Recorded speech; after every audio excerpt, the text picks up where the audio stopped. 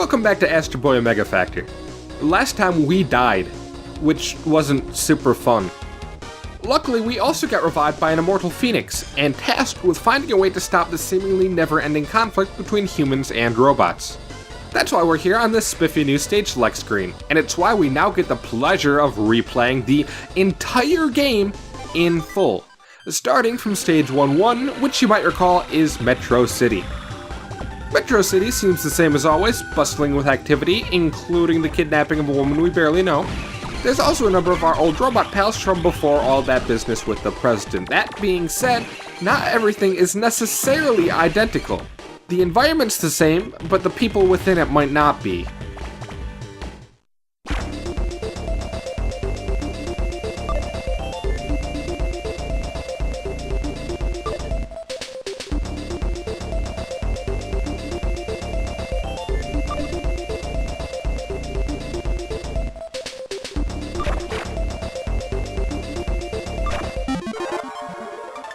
Number 33, Drake. International Federal Counselor who appeared out of nowhere.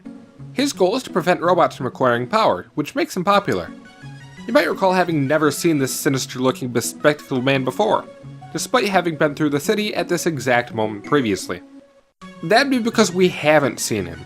Drake, the newly relevant councilman, has seemingly inserted himself into our past without provocation, and acts as our first early wake-up call that maybe revising the past isn't going to be as simple as retracing our steps.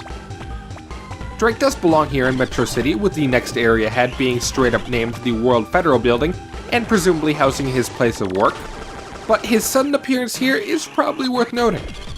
Not quite as notable, but still slightly different, are the generic mooks. You might notice that they're taking a bit more to take down than you'd expect for a first stage enemy. I'm usually going to cut these guys out, but just this once, here's a Rebirth stage's battle bits, albeit a bit speedier than normal. Their stats have all been boosted, with the health and attack of every enemy roughly doubled to keep them on par with Astro. The same can't be said for the newly fixed windows, however, which house a familiar face.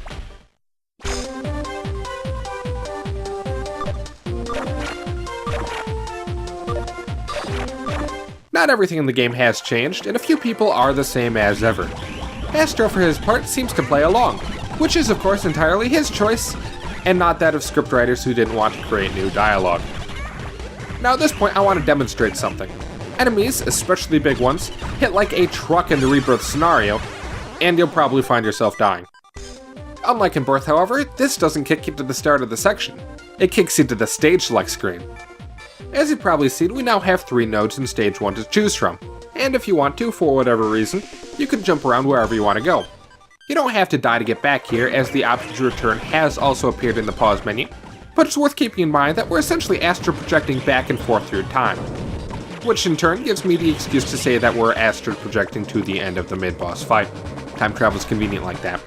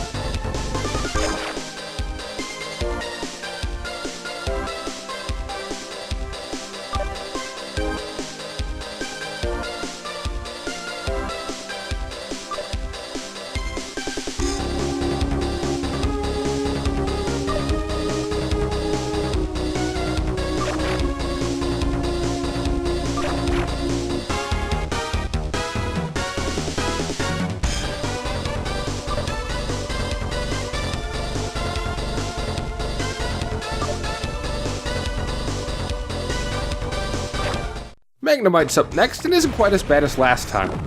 Yes folks, we are just that strong now. We're also a bit more developed in our mannerisms, which led to Wado giving us some new dialogue. This does lead somewhere, but for now we're gonna stay the course.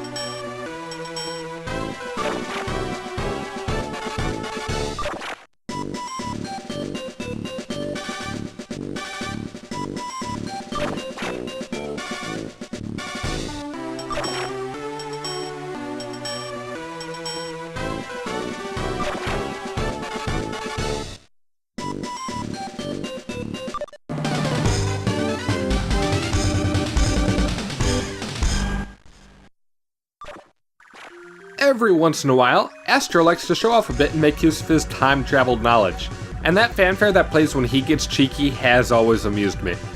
We're also getting some real plot. However, we're actually not going to revisit the Pacific just yet, as there's something rather important to check out first. I actually had a lot of trouble finding this my first time through, as it's kinda hiding out in the corner. You can actually revisit the tutorial stage, which you might have noticed was skipped in favor of 1-1. There's also a second option titled 04 Boone's Archaeological Site. This is what Water talked about, and serves as something the initial timeline never brought us to see. You can visit either whenever. Initially, the tutorial seems the same as before, which makes it even more counterintuitive that you might want to check it out.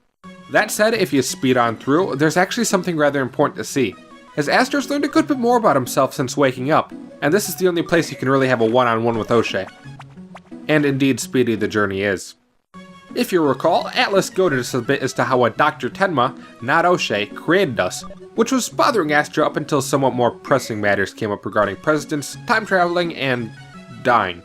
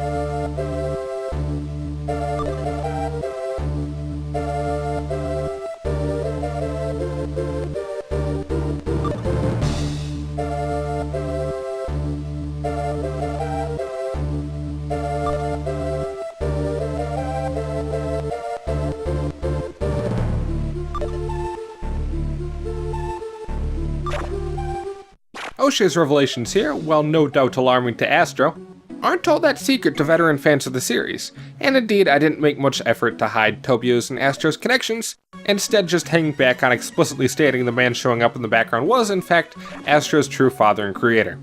This is, however, the first possible point where going off on your own volition to a different point in time opens up a separate path, as we've now been pointed to Tenma's, and by extension our, old place of residence outside Metro City proper.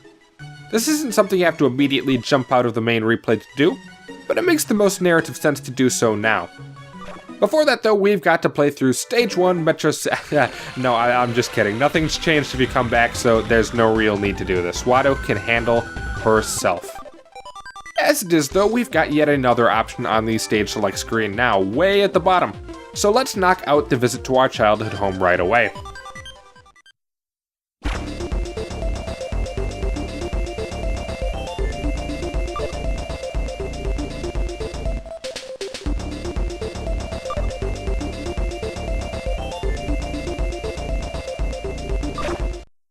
Which doesn't actually turn out to be all that interesting.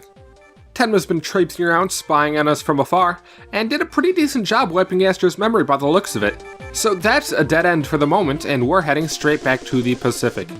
Note too that you get score and time records for each difficulty level saved, in case you're into that kind of thing. I'm certainly not, so we're just gonna skip straight to the island.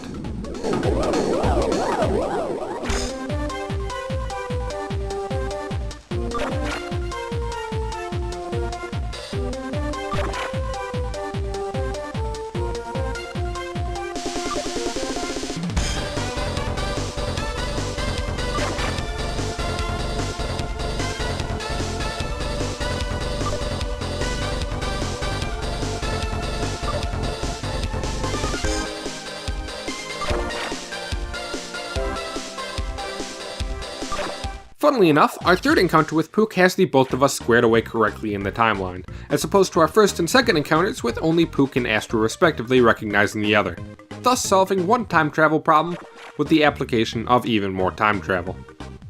The rest of the stage, composed as it is of a plethora of heroes of justice, remains much the same, save for Astro muttering inanely about how he shouldn't be forced to refight these idiots. I've kept what dialogue is different.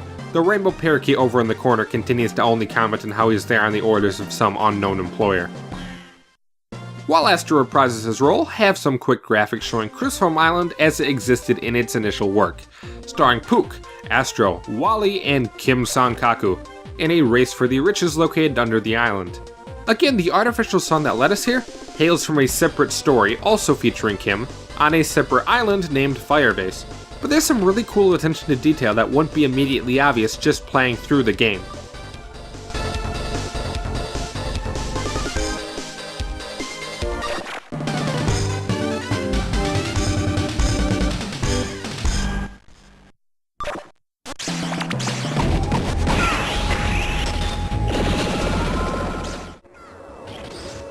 At this point, I just want to point out that Ambassador Magma, the character previously hidden here, is no longer. The game's a bit inconsistent with those who do stay, like Alejo in the intro stage, and those who don't. Generally, it seems like those hailing from outside Astro Boy's main cast don't stick around. As for Pook, despite our mutual familiarity, the boss fight against him still proceeds as normal, albeit a good bit harder than the first time through. Again, check out the background for the artificial sun. Astro really blew a massive hole in that thing.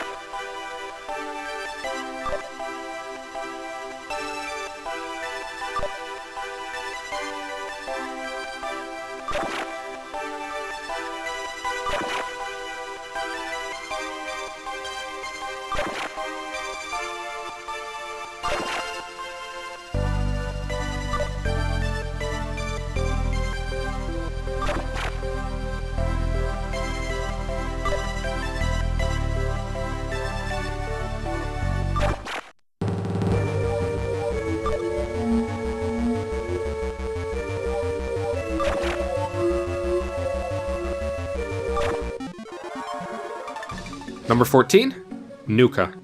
Duke Red's daughter, she is an advanced robot and is a crucial key to this story. She first appeared in Astro Boy's First Love, the last episode of the 1980 anime. Osamu Tezuka himself wrote the script for Astro Boy's First Love. Nuka is a very small-scale cast member, only ever appearing in a single episode of a single run of the cartoon. But in that, she plays a very crucial role, as indeed, Astro's first ever love interest. She's an interesting character and one I can't get fully into right now despite being fully registered. But she's quite the intriguing choice for inclusion into a game that is, on the surface, designed as a tie-in to the 2003 Astro Boy TV series. And her apparent familiarity with the Phoenix only makes her even more so.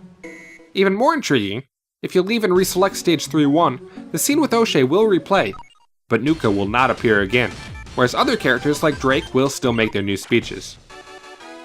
That aside, it's time to revisit the moon, which if you were wondering does not feature a reappearance of Tokugawa, instead skipping the preamble about rescuing Daichi and heading straight to the meat of the stage. The Tokugawa plant, Daichi and his father, as mentioned in our first visit, were all original ideas from the 2003 anime, which as it turns out, actually got a small-scale manga series written about it as well, which features this particular arc fairly faithfully. Up in Jeddah Mars' little cubbyhole, we see that someone else apparently got to him first in this timeline, which isn't all that important seeing as he was little more than a cameo anyway. From here, the stage as a whole doesn't really shake things up all that much. Interesting to note here, however, is that Nuka just let us upgrade our sensors to max, and had we not already gotten her already, Rococo here would have tripped them and informed us of the presence of a hidden character somewhere in the zone. But as is, she too is absent. I do want to quickly throw up a quick reminder of a bit of her dialogue from earlier in the game though, as this particular term has now been heard somewhere else. Hecate, like the two others, has flown the coop as well, leaving the stage feeling a good bit lonelier. Though Hecate too had a bit of dialogue that might be a bit more relatable these days, if you were paying attention.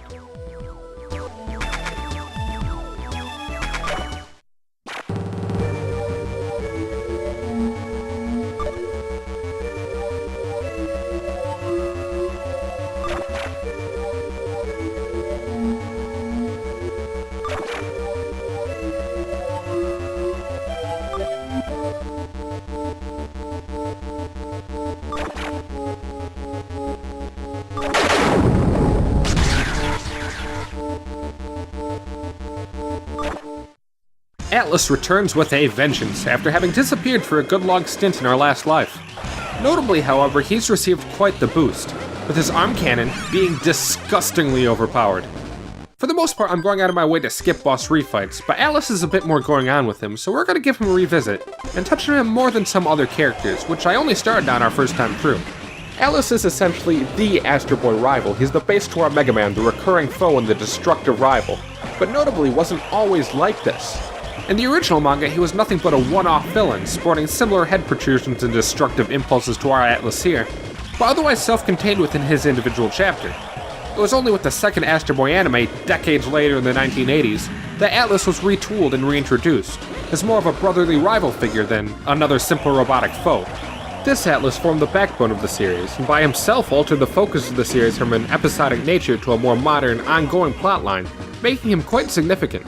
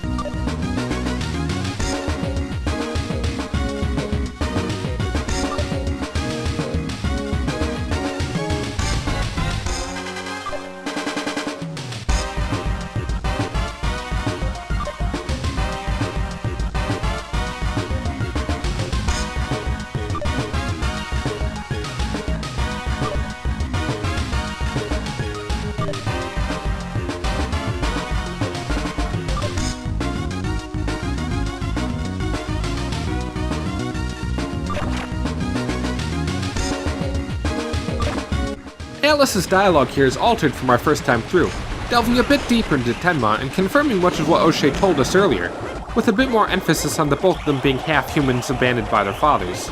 It's here we see a continuation of their status as brothers.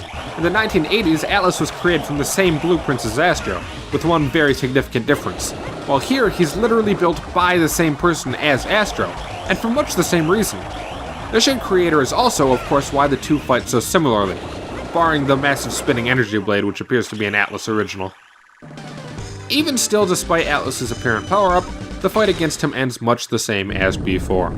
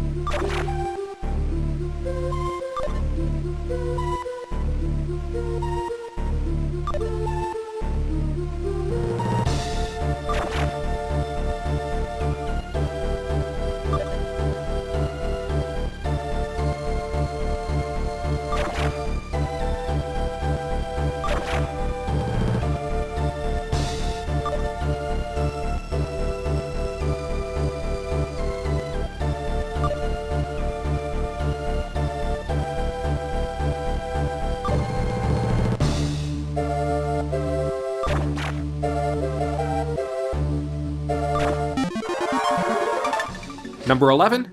Atlas, Astro's rival. He is somehow related to Daichi, Mr. Tokugawa's son. Atlas has been Astro's rival since the anime in 1980. Out of 52 episodes of the anime, 9 episodes were about their battles. In the new anime, the earlier version of Atlas was used to fit the story. Atlas has evolved over the years, taking on many different forms. But one thing I've yet to note is his defining trait, his Omega Factor. I mentioned this back at the beginning, but the Omega Factor isn't Astro's defining trait, it's Atlas's. Rather than a soul, it was originally a device meant to break through the final wall separating robots from humans, letting them consider things considered taboo. Atlas can think on the same level as Astro while also being free to do as he pleases. And unlike Astro, he chooses to rebel, which is often noted to make him even closer to a human than Astro is. It's quite interesting to me that they chose to name the game after him and explicitly gave this ability to Astro in a story that emphasizes the need for Astro to make his own decisions. Having covered that though, we do have one more place to check out.